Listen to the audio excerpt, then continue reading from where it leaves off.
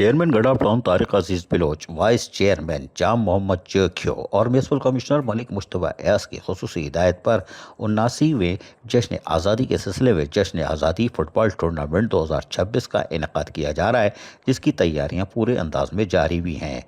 गडाफ town की जानिब से जश्न आज़ादी को शान निशान तरीके से मनाने के लिए मुख्तलिफ तकरीबात और सरगर्मियों का अहतमाम किया गया है।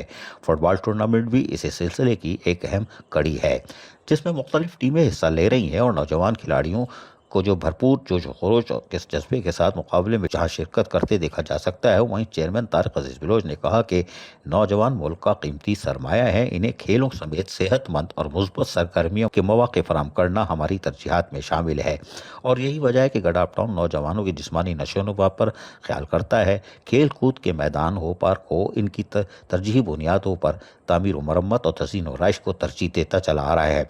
खेल नौजवानों में नज़्म व ज़ब्त, टीम वर्क, बर्दाश्त और क़यादत की सलाहियतों को फ़रोग़ देने के साथ उन्हें मुस्बत सरगर्मियों की जानिब राग़िब करते हैं।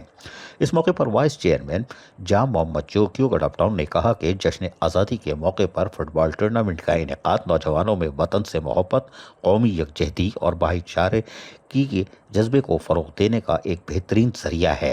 म्यूनसिपल कमिश्नर मलिक मुश्तबा एयाज ने भी अपने अल्फाज से यकीनी तौर पर लोगों को मुतासिर करने की कोशिश की और कहा कि टूर्नामेंट के इंतजामात को हतमी शक्ल देने के लिए मुतल्लिक़ अफसरान और अमला भरपूर अंदाज में मसरूफ़ अमल है। इस मौके पर director sports Gadap town Tahir Baloch भी टूर्नामेंट के इंतजामात की निगरानी और फाइनल मैच की तैयारियों में अहम किरदार अदा कर रहे हैं।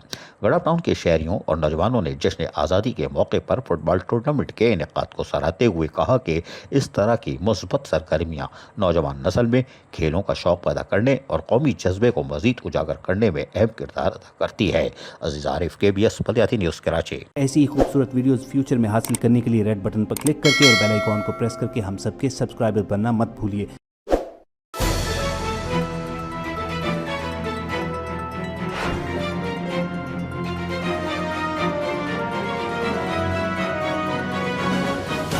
KBS बलियाती न्यूज़।